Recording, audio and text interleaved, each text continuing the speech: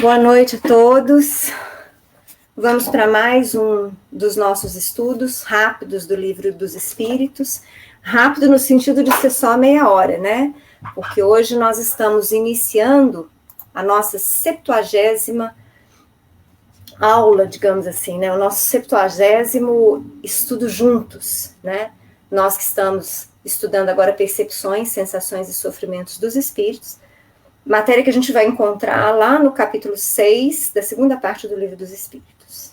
Bom, ontem nós paramos na questão 243. Nós viemos comentando e estudando essa semana sobre passado, sobre a questão do conhecimento sobre o futuro dos espíritos. E hoje nós ainda vamos dar um pouquinho de continuidade a essa matéria específica. Kardec vai perguntar na questão 244. Os espíritos veem a Deus? E a resposta: só os espíritos superiores o veem e compreendem. Os inferiores o sentem e adivinham. Vocês vão se recordar, quem estava aqui comigo ontem, do exemplo que eu dei da montanha, né? Quando você vai subindo, que é aquele exemplo que eu usei, não só em relação a este conhecer a Deus, conhecer a natureza íntima de Deus e compreender os seus desígnios, mas também em relação ao futuro, né? Para quem não estava aqui com a gente ontem, né? Mas para que não fique, de repente, em aberto, imaginem que nós espíritos estamos numa escalada, escalando uma montanha. E até determinada altura tem muitas nuvens que obstruem a visão do céu e do sol. Enquanto a gente está subindo, a gente faz ideia que tem sol do lado de lá. Faz ideia que tem um céu azul, né? A gente faz ideia da vegetação que deve continuar lá no alto daquela montanha, mas nós não estamos vendo. E muitas vezes essa ideia, para muitos de nós, ainda é muito fugidia. Então somos nós espíritos, inferiores e medianos, acerca de Deus, acerca da verdade absoluta que rege os desígnios de todas as vidas na criação. A partir do momento em que você, já subindo mais ao alto a montanha, você ultrapassa a zona em que as nuvens obstruem a visão, você tem uma visão mais clara do sol, do céu, e aí os espíritos, então, a partir do momento em que eles estão mais evoluídos, são os espíritos superiores, eles sim compreendem a Deus, conhecem a natureza íntima do Pai e se fazem unos com Ele, no sentido de serem, então, os seus servos fiéis, de serem eles os seus ministros, executando os desígnios divinos na obra da criação. Então, é essa resposta que os espíritos deram é sobre isso. Então, nós, espíritos inferiores e medianos, tivemos ainda pálida ideia de Deus. Vocês vão lembrar lá no capítulo 1º, da primeira parte do Livro dos Espíritos, né, que a designação que os espíritos nos fazem de Deus é a inteligência suprema, causa primária de todas as coisas, inovando para todos nós um entendimento que durava séculos, de um Deus antropomórfico. Nós não temos mais essa figura de um velhinho sentado, de barbas, num trono, ditando regras e separando os seus filhos, aqueles que ficam à direita e à esquerda. Nós temos uma força imperiosa e suprema de criação, uma inteligência primeira, uma causa primária de absolutamente tudo que existe. No nosso universo conhecido, no desconhecido e nos outros universos que existem nas infinitas dimensões espirituais. Então, para que então nós possamos fazer uma compreensão dessa verdade absoluta, nós não estamos preparados. Os espíritos mesmos nos disseram lá nas primeiras questões que falta-nos um sentido para que nós possamos compreender a natureza íntima do Pai. Porque ele não é um espírito como nós. Ele não tem um corpo. Ele não é um ser. Por isso que Kardec pergunta que é Deus e não quem. Mas essa ideia que nós podemos fazer agora do Pai e de Deus ainda é a título de presunção. É essa pálida ideia que espíritos inferiores e medianos podem fazer acerca da verdade absoluta e acerca de Deus. somente espíritos superiores, e nós o seremos um dia. Não sabemos quando, mas seremos, porque essa é uma certeza, é uma fatalidade. Nós estamos condenados a evoluir. Todos nós, criaturas, estamos condenados a progredir incessantemente, estamos condenados a atingirmos a felicidade plena da consciência que cumpre os seus deveres perante a obra da criação. Então, não tem como escapar. Como espíritos dotados de livre-arbítrio, nós podemos atrasar a nossa caminhada. Então, nós somos rebeldes, muitas vezes ociosos, teimosos ao extremo, e vamos atrasando esta caminhada, mas a caminhada é fatal. Deus nos atrai, esta força nos atrai incessantemente, constantemente, e continuará nos atraindo. Mas, nesse caminho evolutivo, nós só teremos realmente noção do Pai, noção do que seja a verdade absoluta do Pai, quando já estivermos distantes das nossas necessidades de provas e expiações. Em outras palavras, quando formos espíritos superiores, quando já não mais estivermos sujeitos ao aprendizado baseado na reencarnação, na eterna roda da vida. Nós só seremos assim quando não mais dependermos das reencarnações nos planos físicos, quando já não tivermos mais débitos pesados a ressarcir, quando formos espíritos superiores. Até lá, nós vamos tendo vestígios, vamos tendo contato com algumas nuances que vão se melhorando constantemente acerca de Deus. Lá na questão 244 ainda, mas na linha A, Kardec vai perguntar: quando um espírito inferior diz que Deus lhe proíbe ou permite uma coisa, como sabe que isso lhe vem dele? Porque muitas vezes Kardec se deparou, e a gente pode perceber muito isso na Revista Espírita, mas em outras obras também da própria codificação, fica muito claro que os espíritos não têm permissão para dizer tudo. E há situações, em outros livros também, doutrinários, espiritualistas, em que fica muito claro para nós que estamos lendo que os espíritos não estão dizendo tudo. Eles dizem somente aquilo que a gente dá conta de compreender, de acessar, de sentir, de intelectualizar. E muitas vezes eles são claros dizendo que eles não têm permissão mesmo para dizer além disso. Então Kardec quer saber o seguinte: mas quem que proíbe? Estes espíritos que dizem para nós encarnados, médiuns, dirigentes, que eles dizem que eles não podem dizer sobre tal coisa, quem que afirma essa negação para eles? Quem proíbe? Você não pode passar essa informação. Essa informação para o plano dos encarnados você não pode trazer. Quem? É isso que Kardec está perguntando, né? É Deus que fala com eles? É a pergunta de Kardec. E eles respondem. Desse espírito, aqui ele coloca espírito inferior, mas veja bem, eu acho que é mais no sentido até de espírito inferior a Deus. Um espírito, quando se comunica conosco, fala assim: não, eu não posso falar sobre isso. Então, os espíritos mesmo respondem acerca deste espírito que diz que não pode falar. Ele não vê a Deus, mas sente a sua soberania.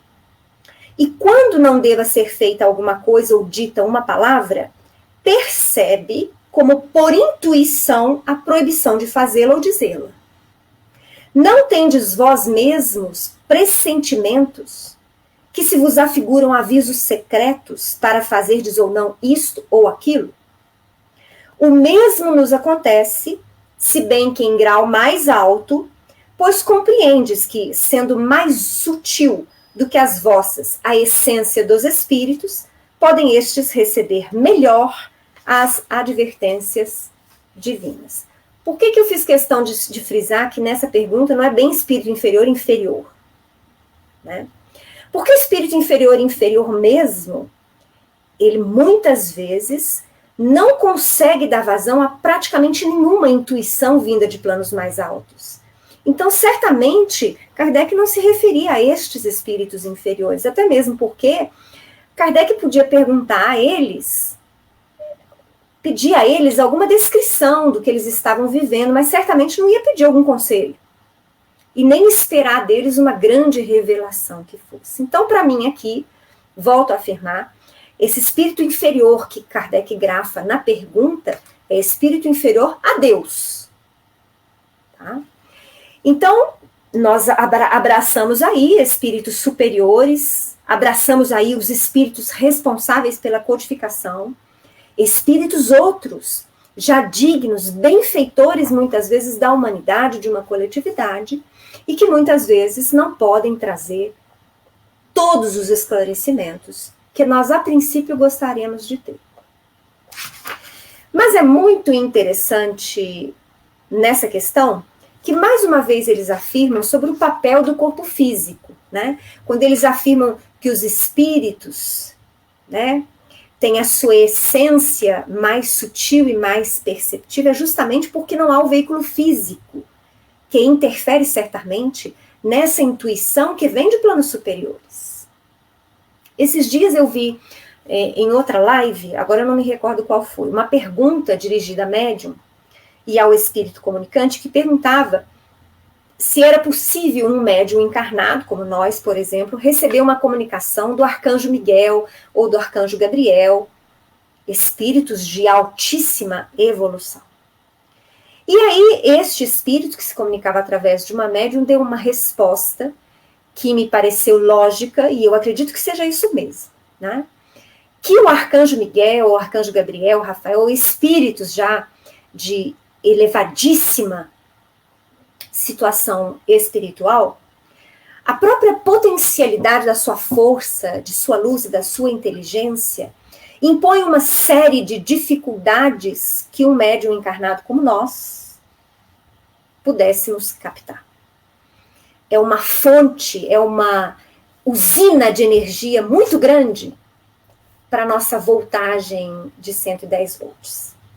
Vamos dizer mais ou menos isso. Então, o que acontece quando a espiritualidade realmente mais elevada quer mandar algum aviso ou prestar algum tipo de esclarecimento ou auxílio para coletividades inferiores, tais quais nós que estamos encarnados? Há, digamos assim, um telefone que funciona através da mediunidade constante. O plano A, que seria elevadíssimo, se conecta com o B, que se conecta com o C, que se conecta com o D, que se conecta com o E, e vamos supor que o E sejamos nós, os médiums encarnados. A mensagem chega? Chega. É uma linha direta? Não, mas é válida.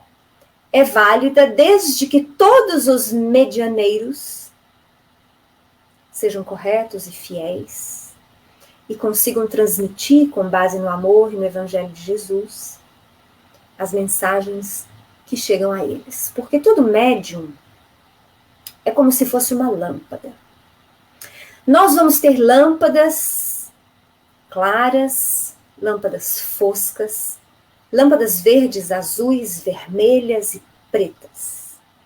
E a energia elétrica, vamos dizer assim, são os pensamentos, são as orientações que vêm de mais alto. Aqui eu estou falando em relação a mais alto, mas esse mesmo raciocínio vai valer em relação a pensamentos e orientações dos planos inferiores. Mas vamos voltar aos planos mais elevados.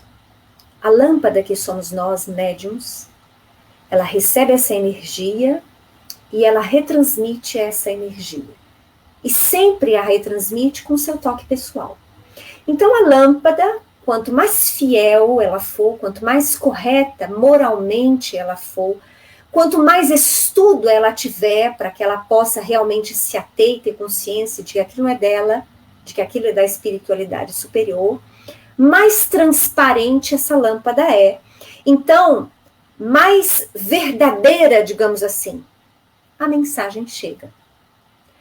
Quanto mais embaciada a lâmpada seja, quanto mais colorida ela pretenda ser, muitas vezes por traços de arrogância, de egoísmo, de vaidade dos próprios médiuns, mais ela interfere na luz que ela divide com o restante.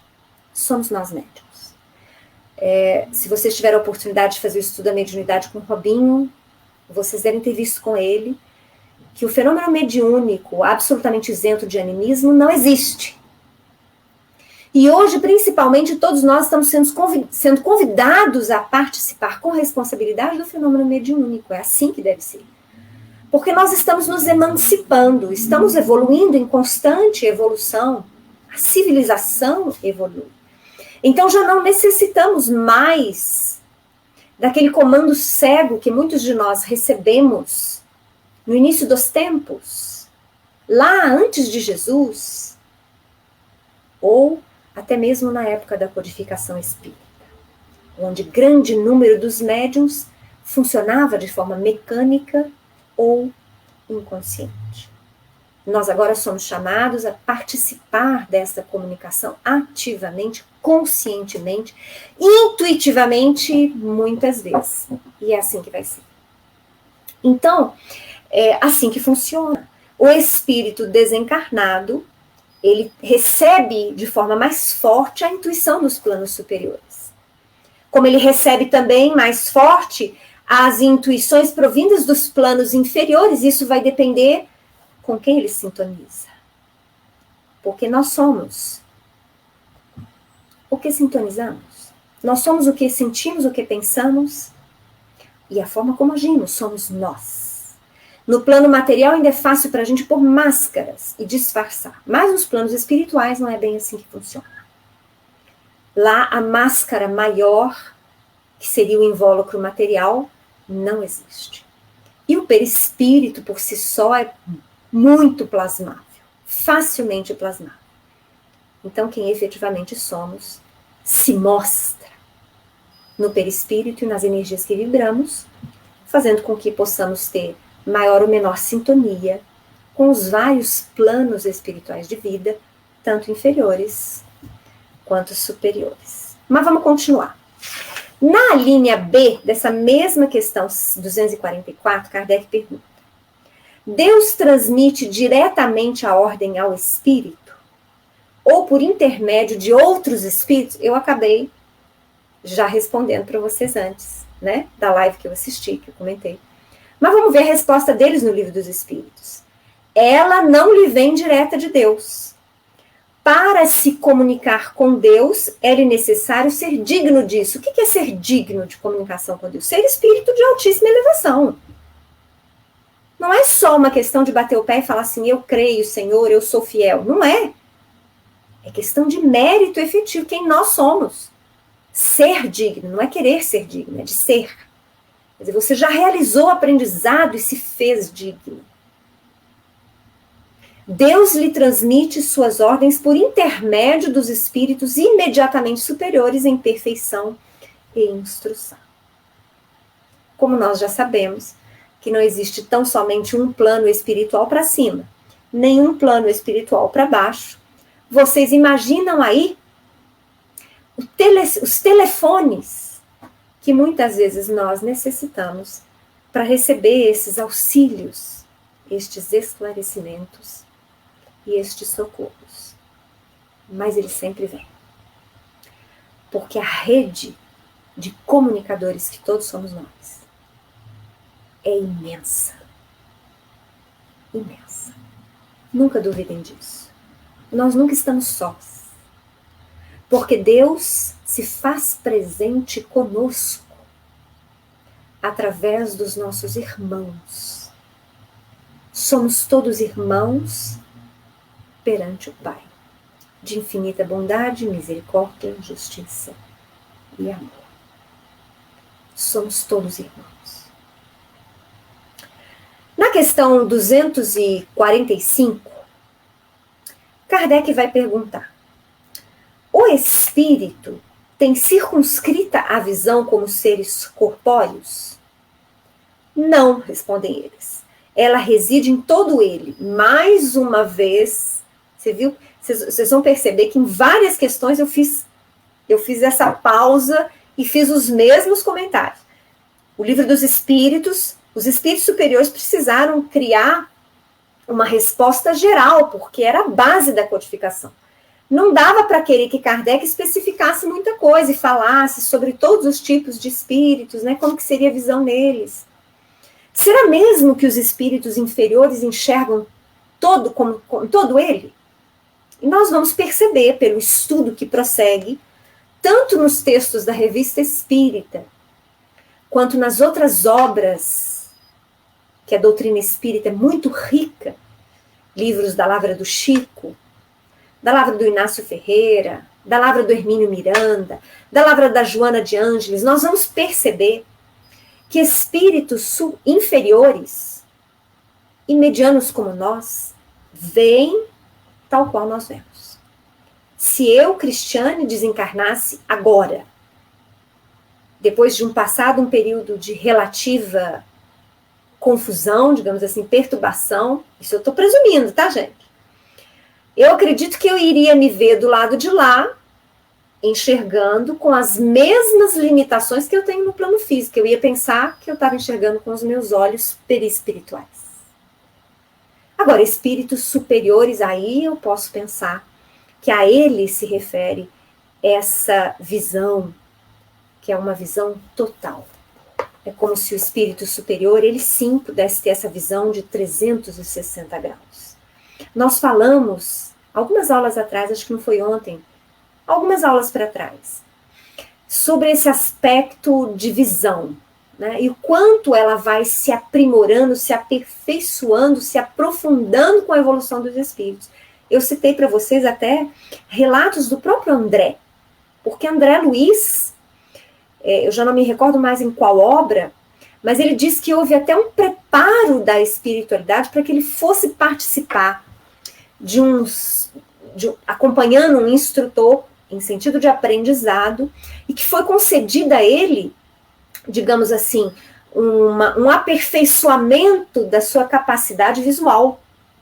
Então, André não tinha isso, ele recebeu a permissão e foi auxiliado magneticamente em nosso lar, para que nessa experiência que ele iria realizar, ele pudesse conseguir enxergar de forma mais aprofundada, mais detalhada e mais detalhista. Então, esse sentido de visão, digamos assim, de 360 graus, quero eu acreditar, que também seja conquista do espírito, conquista natural do espírito. Então, eu não quero crer que espíritos inferiores já tenham essa capacidade de visualizar em 360 graus, porque eu acredito muito no mérito, na evolução, no aprimoramento do ser. Então, eu acho que espíritos superiores e medianos vão enxergar como nós enxergamos. Talvez por isso, e outras razões, muitos, ao desencarnarem, não se dão conta que desencarnaram. Porque não há muitas surpresas. Não há efetivamente muitas modificações. Mas vamos lá. Na questão 246, Kardec pergunta: precisam da luz para ver? Veem por si mesmos, sem precisarem de luz exterior. Para os espíritos não há trevas, salvo as em que podem achar-se por expiação. O mesmo comentário que eu fiz na questão 245, eu faço na 246. Eu acho que efetivamente para espíritos superiores não há trevas, justamente porque eles têm essa faculdade de ver muito além do que nós podemos presumir que seja. De forma detalhada, aprofundada, independente da luz. Agora, pelo relato que nós temos de espíritos medianos para inferiores, para eles há sim trevas.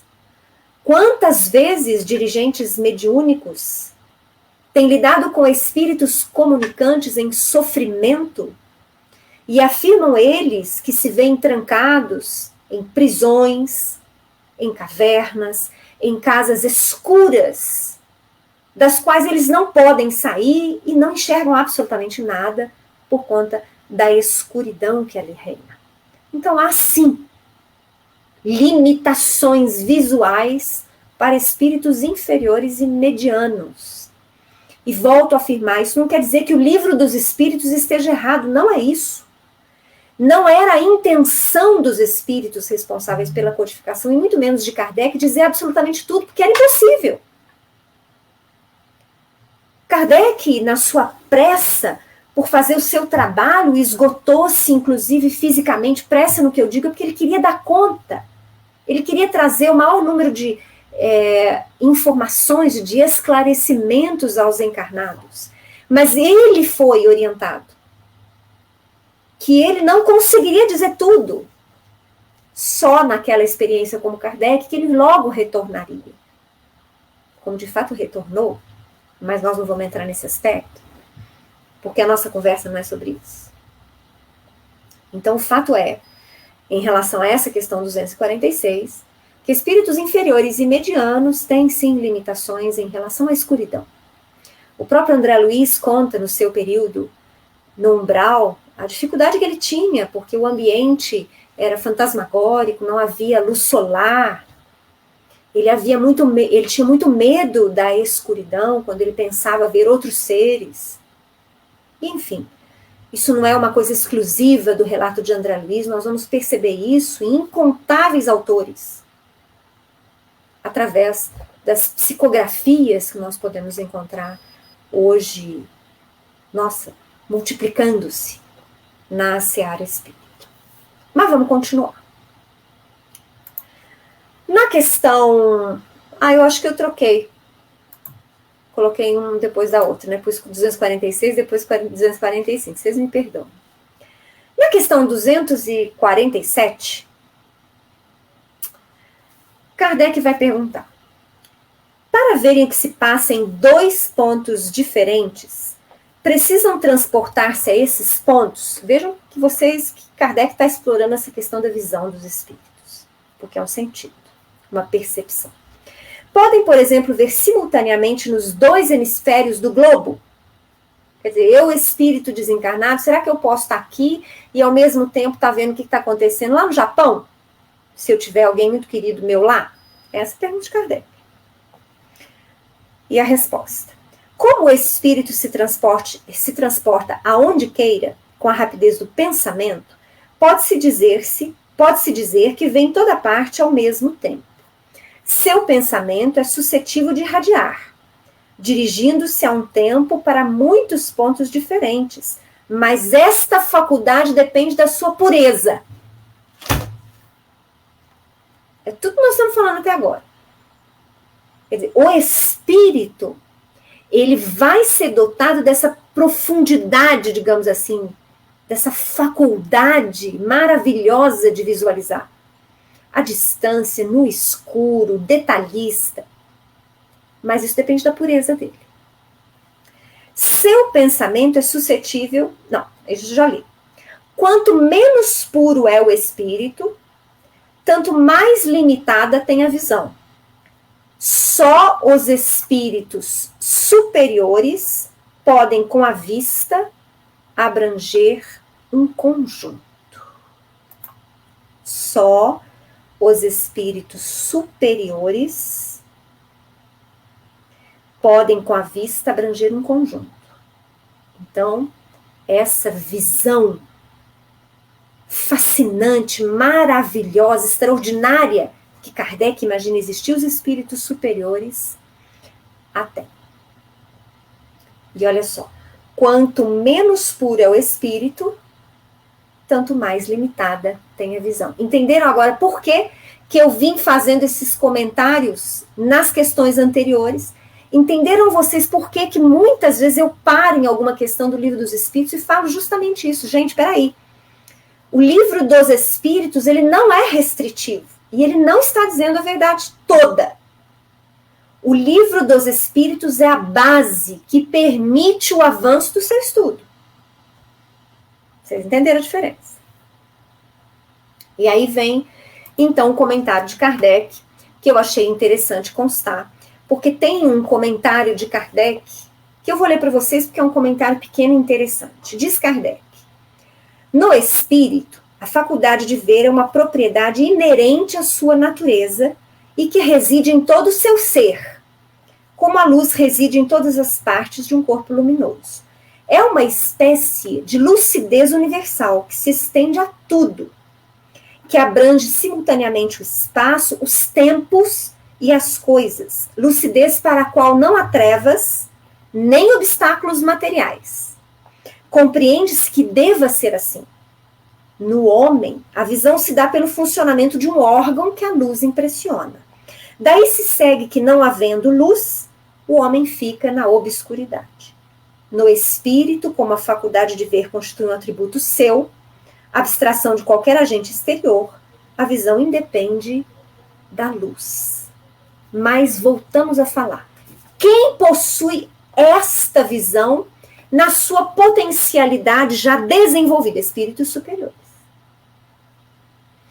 A evolução de todos nós, ela nos fala o seguinte: em potência, desde a nossa criação como princípio inteligente, e continuando no eterno caminho rumo à angelitude, o nosso trabalho principal nas reencarnações, nos planos espirituais, na convivência com os nossos irmãos, é de desenvolver as potencialidades que todos já possuímos.